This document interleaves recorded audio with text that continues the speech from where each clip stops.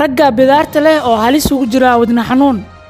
Warbixintaas oo xiiso badan ayaa in soo gudbi doona waxaana ka daawanaysiin baraha bulshada ee Socdaal 24.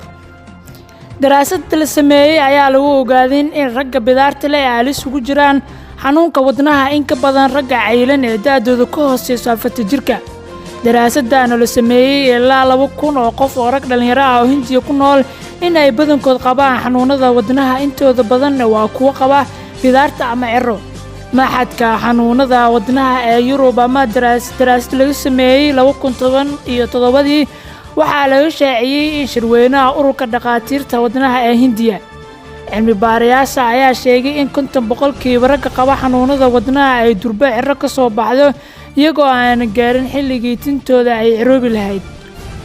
49% ragga qaba xanuunada wadnaha waxa ay yeeshaan bidaar ka hor xilligii laga filan karaynin inay bidaar yeeshaan.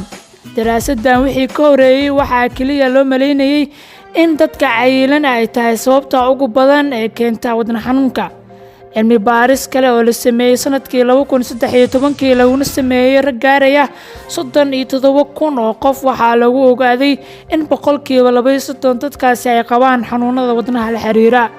sidoo kale daraasadda sanadkii 2014 lagu sameeyay 10,885 rag ah oo tintooda cireystay ayaa lagu sheegay in ay u baahan tahay in raggaasi uu mustaqbalkooda ku dhici karo xanuunka wadnaha.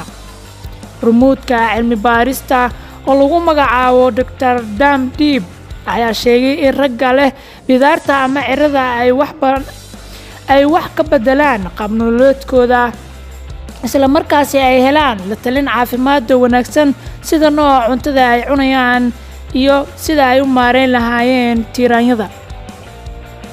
Warbixintaas waxaa soo gudbinayay anigoo Zaki Xaaji Maxamed waxaana ka daawanayseen baraha bulshada Socdaal 24 TikTok YouTube kiisa tan iyo kulanti dambe xiiso leh sidaas iyo